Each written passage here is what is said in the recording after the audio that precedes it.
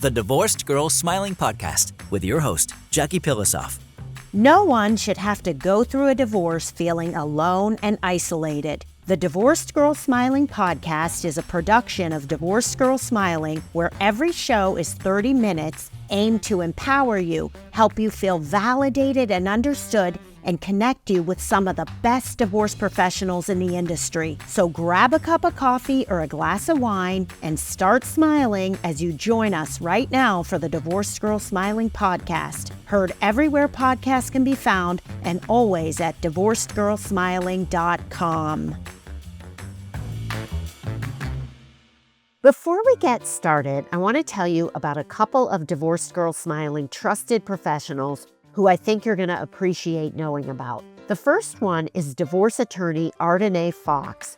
Ardenae has a practice called Fox Law Group in Arizona, and Ardenae has been a divorce attorney for several years. She is so trustworthy and such a wonderful, ethical, dedicated lawyer. I can't say enough about Ardenae. She practices divorce, juvenile, and adoption law, formerly served as an assistant attorney general representing the Arizona Department of Child Safety in dependency, guardianship, termination of parental rights, and adoption matters. I love working with Ardenae, and I really trust her. If you want to learn more, you can find her at foxlawgroupaz.com. I also want to tell you about a wonderful mortgage lender named Phil Lagilia. Phil is a senior vice president for North Shore Trust and Savings. He can do loans in all 50 states, maybe not all 50, but most states. I've known Phil for about 5 years. He's a great listener. He's perfect for the mortgage business. And I absolutely think he is such a wonderful, ethical, good person. Love Phil. I really trust him. He can help you with anything as far as buying a new home or refinancing your home now. If you want to learn more about Phil, you can find him at myoakleaf.com/connect-with-Phil. I also want to tell you about Karis Nafty. Karis is a pet mediator and dog behavior consultant. Karis has an entire practice helping people mediate their divorce, just the pet part. So a lot of mediators and lawyers bring in Karis to help them settle the pet custody disputes that they're having in the divorce. Karis cares about pets so much. She's been a dog behavior therapist for 25 years, so she really has a specialty in this. She's also an author, has a great book, and she is a speaker. And Karis's practice is called Who Keeps the Dog, which is whokeepsthedog.com, and that's the name of her book. You can find Phil, Ardenae, and Karis in the Trusted Professional section of Divorced Girl Smiling. So I would say that my entire life, my family, particularly my mom, has said to me, "You're so sensitive. You're way too sensitive. You're being so sensitive." And my whole life I thought, well, she's right. I need to work on this. And then I met my guest for this podcast. Her name is Sue Bruckner, a holistic relationship coach and therapist. And Sue is the founder of Tribe Rising, which is a membership community for sensitive women. So the first time I talked to Sue, I was like, wait a minute, this isn't in my head. It's actually a thing. There is a physical diagnosis that you could actually truly be a sensitive woman. So no blame to my mom and no blame to myself. I actually felt really validated. Sue is here with me today, and we are going to talk about highly sensitive people, symptoms, strengths, and then we're also going to talk about how you can be highly sensitive just during your divorce. So hi, Sue. Hi there, Jackie. Thanks for having me. Well, Glad to thank be you here. for waking me up to the fact that there was nothing wrong with me and being highly sensitive is actually a thing. Tell my listeners about that, Sue. Absolutely. I will tell you that when I found out that I was highly sensitive, it definitely changed my world dramatically in an instant. But one thing I want to point out is that it's a biological trait. It's not a diagnosis. So while I was in my therapy practice, I found that most of the women coming to me were highly sensitive. I also found that most of these women didn't know that they were highly sensitive, and they also were told their whole lives that they were too much, too sensitive, needed thicker skin, all of this. So, um, it became really apparent to me that women need to understand, not just women, but I work with women, so need to understand what does it mean to be highly sensitive and how is it a strength and how to work on the parts when it feels like a weakness. So being highly sensitive, it's like I said, a biological trait. There's an acronym that it's not mine. It's Dr. Elaine Aron. She's kind of the guru behind a lot of the research around being highly sensitive. But she's come up with this acronym. It's DOES, DOES. And so I'll just go into it really quickly because it gives a good picture of what it means to be highly sensitive. The D stands for deeply feeling, deeply processing. So highly sensitive people are going to feel everything that everyone else does, but on a deeper level. And I should say that about 20 to 30% of the population is highly sensitive. So you're That's good likely, if to you're not know. highly sensitive, right, Yeah, you it's probably know not like a someone. small percentage. That's significant. Okay, so Correct. D, depth of processing. What else? Yeah. So then the O is overstimulation or overwhelm. And the way I like to look at it is that if you're processing everything more deeply, it makes sense that you're going to get overwhelmed, that you're going to be overstimulated. So to process deeply means you're thinking about, not just how to get from point A to point B, but you're thinking about the 100 steps in between. You are navigating so much more in your inner world than anyone can really imagine, right? So overwhelm. The E stands for empathy. It also stands for just emotional responsiveness. So again, it's like you're not just processing and taking everything in, you're having an emotional response to it as well. So I will often say, sometimes you'll be walking down the street with a friend and you see something and it brings you to tears and your friend's like, "What the heck's going on?" And there's, what you saw, she didn't even take notice of, not because she's insensitive, but just because she doesn't have that depth of awareness or processing, right? The empathy piece is really important here too, because highly sensitives are so good at empathy that it becomes a curse because you can over empathize, especially when you're going through divorce, empathizing for the person who isn't treating you so well, you know? It actually keeps a lot of women in relationships for far too long because of Okay, this Sue, I would just wanna touch on this. This is very for important. sure. So are you telling me that these highly sensitive women that you come across when they're getting divorced, they're like, "Well, he's really upset about it." In other words, they're excusing the behavior because they're so empathetic? Yeah, in a way. So the way I like to think about is that highly sensitives are so gifted to see the best in somebody, to see the potential, that they will often attach to that potential and disregard the reality, Mhm. right? And so when you're going through divorce, they'll also, or any turbulence, they'll also be able to attach to, well, I know that they had a really bad childhood and that's why they're treating me like this, or they're just really stressed out and that's why they, made that comment. Okay, so this is the thing, the reason I brought this up, because for people listening, I don't worry about the women who are really angry about their divorce, unless they're hanging on to the anger for like years and years and they can't move on. What I worry about is women who are not angry. And that is anger. You have to go through that and feel that, I believe, to be able to move on. And I do believe that highly sensitive women may have a problem with that. Yeah, it's actually something I bring up often because there is such a disconnect from anger. Um, I am highly sensitive. I have taught myself that anger is not a strength. I watched it in places I didn't want to see it, and I was like, no. And so for me, when I became angry, I was like, oh, no, I can't do this. And I I notice that in my clients as well, that they bypass anger. And so a big piece of what I do in my work and in my writings is let's get angry, because there's actually proof that, excuse me, that women have a higher rate of autoimmune diseases because largely in part of the anger that they don't know what to do with, right? The anger that they're not expressing, it stays inside. So you're absolutely right. It is a thing, Wow. a Wow. thing. Anger is Not an even a, incredibly important topic. I'm not even a therapist, and I caught on to that one. Okay, what's the fourth thing of the does framework? The S. The S is for it stands for subtleties.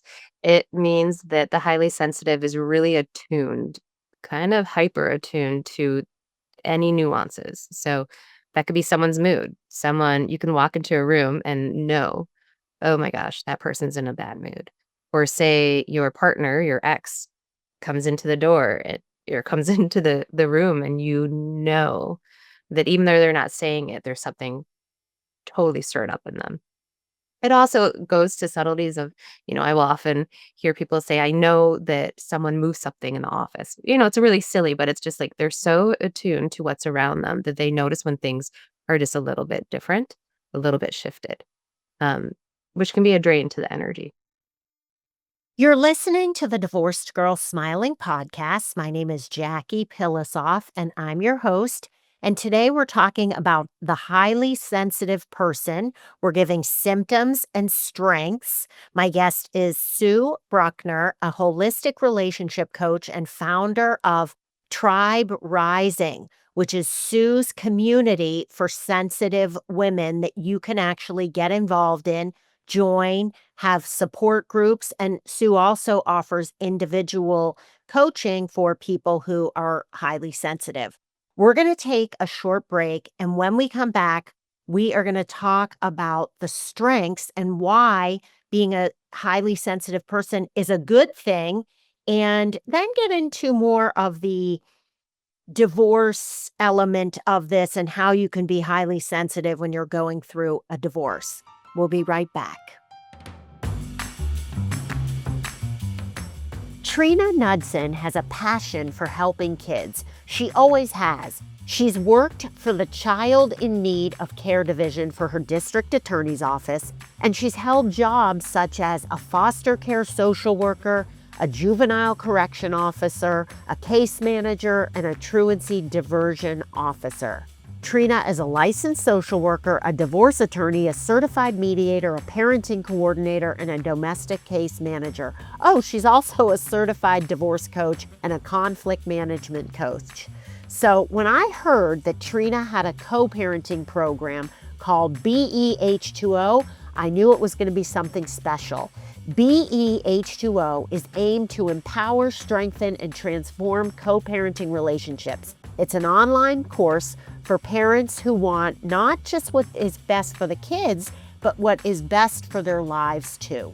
So whether you are assigned this course by a judge or you choose to do this course, this is an eye-opening experience that will truly benefit your family for the rest of your lives. To learn more about BEH2O, a child-focused joint parenting course, just go to thelaneproject.com and you'll find it. You can also find it in the Trusted Professional section of Divorced Girls Smiling. I also want to tell you about a great divorce coach named Justin Milrad. Justin is the founder of his practice, Reclaim and Reboot. And Justin is also a divorced dad and the co-founder of the nonprofit organization, the Blue Dove Foundation. Believe me when I tell you, Justin has so much experience in helping people with mental health and addiction issues, but he decided to become a divorce coach to help men and women going through a divorce have the best possible outcome and be the best co-parent you can possibly be. Love Justin. I really trust him. And if you want to learn more, you can find him at reclaimandreboot.me. You can also find Justin and BEH2O in the trusted professional section of Divorced Girl Smiling. Welcome back to the Divorced Girl Smiling podcast. My name is Jackie Pilosoff, and I'm your host. Today, I'm here with therapist and holistic relationship coach Sue Bruckner. Sue is the founder of Tribe Rising. It's her community for highly sensitive women. And check it out. If you are interested in finding out more about Sue's community, Tribe Rising, or you want to work with Sue, go to withintentioncoaching.com. Sue and I obviously are talking about highly sensitive women. And Sue, I want to move into people might be listening and going, yeah, I'm highly sensitive. This is me. I mean, that's what happened to me the first time we talked. I was like, wow, everything she's saying, that's me, that's me, that's me. And then I went and told my family and they were like, that's you. So what are some of the strengths? Why is it good to be highly sensitive? Because I would think people are going to be like, oh, how can I fix that? And maybe you don't have to fix it. I love that question. You know, there are definitely moments when highly sensitives wish that they could undo their sensitivity. But for the most part, when they become aware of how unique it is, yeah, it's 20 to 30% of the population. It's quite a bit, but it provides just such an amazing opportunity for deep connections. So highly sensitives thrive in deep connections. They thrive in conversations that go more than the surface level, right? That can This is actually one of my favorite things working with highly sensitives is you can be 2 minutes in and you're as deep as some people can get in months or years of knowing each other, right? Because Okay, you're just in there. I have You're to in there. I have to tell you the funniest thing. Um, it was over 10 years ago because I've been with my now spouse for 10 years. But I went out on this date with this guy and it was a fix-up. And he went back and told my friend that he's never seen anything like it. And that within the first 15 minutes of our conversation, we were talking about all these really deep things. And now it just hit me that it was because of me, because he said that had never happened to him before. And he really actually liked me. We went out a few more times after that, but maybe I was just too deep for him. I don't know. Yeah. But that's No, I love really that. funny. I Okay, so that can be a real positive. Absolutely. Absolutely.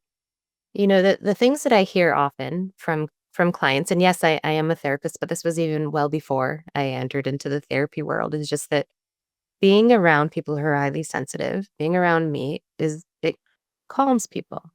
And that is a profound gift to be able to offer people, especially in this high-paced world that we're in right now, right? Is as a highly sensitive, yes, you're taking in everything and you can be overwhelmed and overstimulated, but you also, again, see the best in people.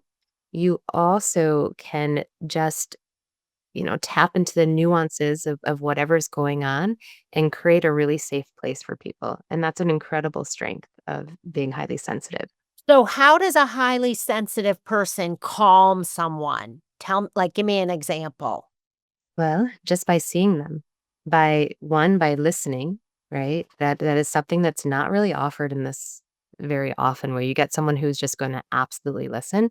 It's a skill that most highly sensitives have. So just by listening, by being able to, to see the good that this person has, the way I think about it is when someone's truly witnessed, that means that they're seen, they're heard, they're valued.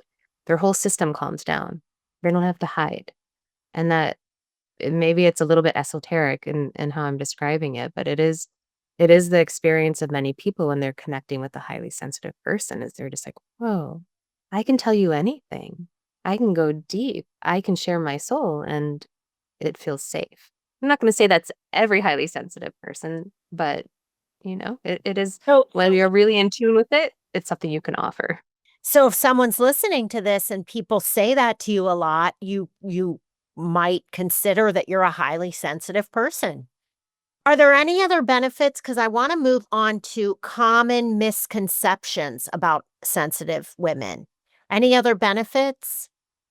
Gosh, there's so many benefits. I mean, one of the characteristics of being highly sensitive is that you take in art and music so deeply. You have a profound experience. And what a cool thing to be able to watch, you know, look at a piece of art and have a deep inner experience. I think that's an incredible benefit.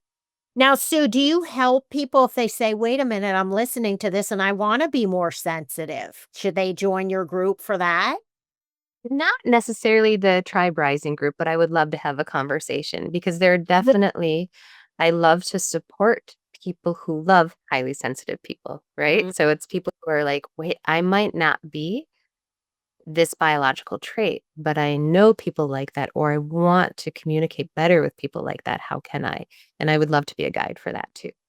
Okay, so you can see Sue one-on-one also if you're interested in that. And the reason I bring that up is because I talk so often about how meaningful relationships are when they're deep and authentic and when you do get into these deep conversations.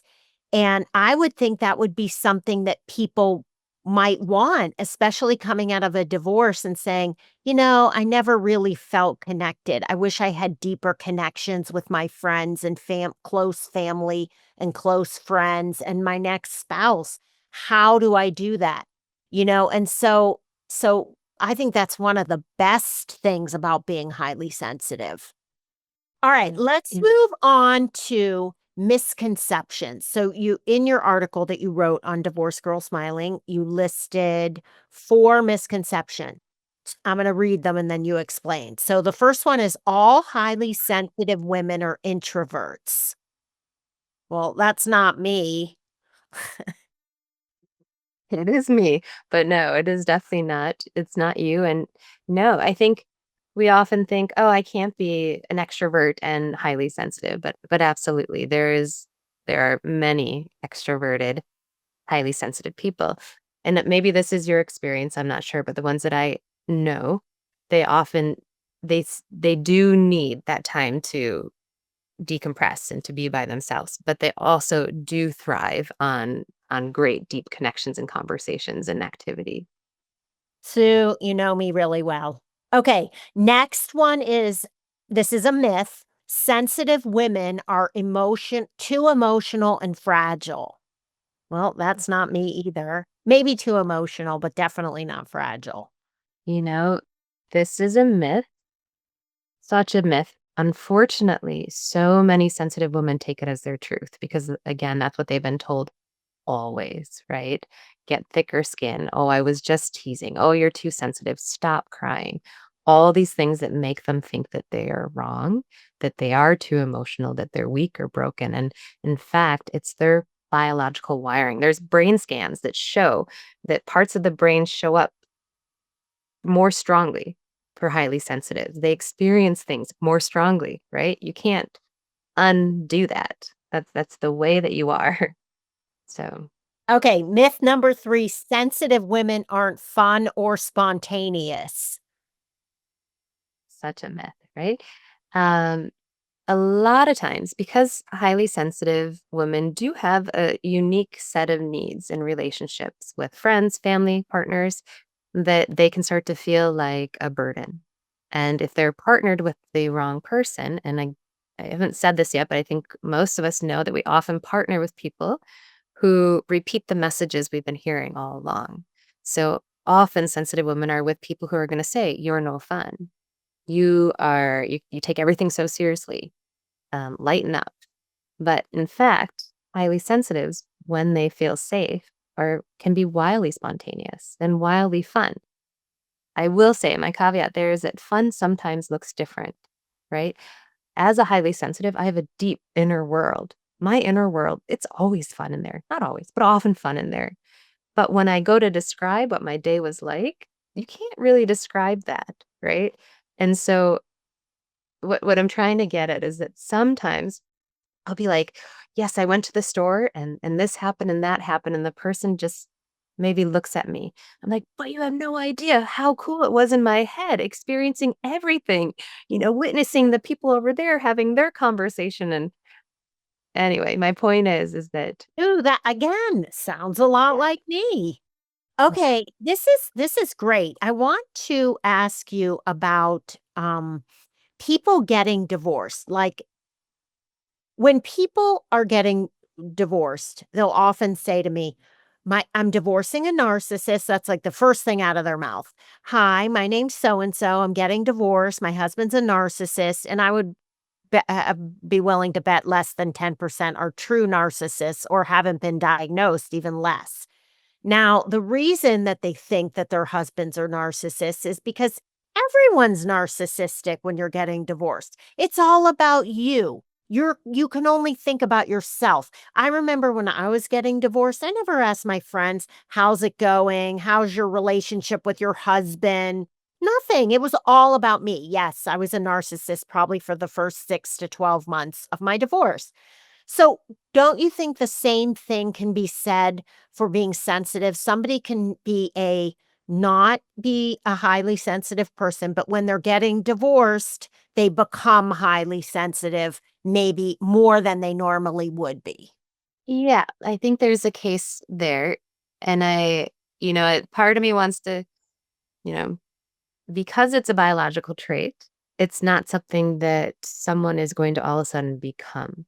But I do believe that when your world is just ripped apart, right? When your heart is ripped open, you're more raw. And when you're more raw, you're much more sensitive, right? And you're much more aware of mm, different feelings that you might have been able to cover up before. When you're going through such trauma that divorce can be, yeah, your sensitivity, I think of it as a spectrum, but it's going to, you either shut down or you open wide up. And of course, there's in the middle, but, you know, my hope is that you become more sensitive during this time, right? My hope is that there is a tapping into that so that you can start to pull in, you know, what you need.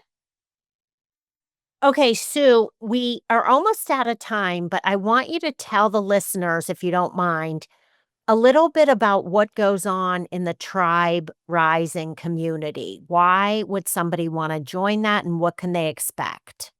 Thank you. So, Tribe Rising is my comprehensive support platform for sensitive women navigating divorce, whether it's just a thought in their head or they're actually years beyond the divorce, but they're still impacted by the loss of that relationship, or they're experiencing a new breakup and it's triggering all the old grief as well.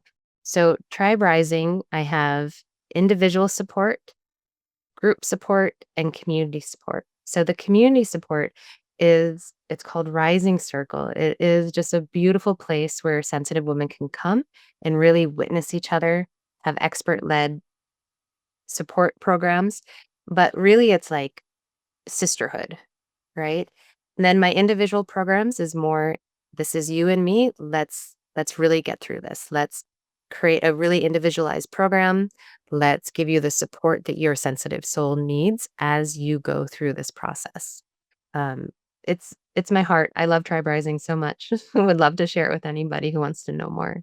Oh, Sue, I can so tell. It's so obvious, and I love everything you're doing. Thank you so much for being on the show. Absolutely. Thanks for having me, Jackie. If you like what you heard and you want to learn more about Tribe Rising, go to withintentioncoaching.com. You can also find Sue in the trusted professional section of Divorced Girl Smiling under sensitive women. And you can also go to Divorced Girl Smiling, which is divorcedgirlsmiling.com, to listen to more podcasts, read articles, or sign up for my free consult. Thanks so much for listening, everyone. We'll talk to you real soon.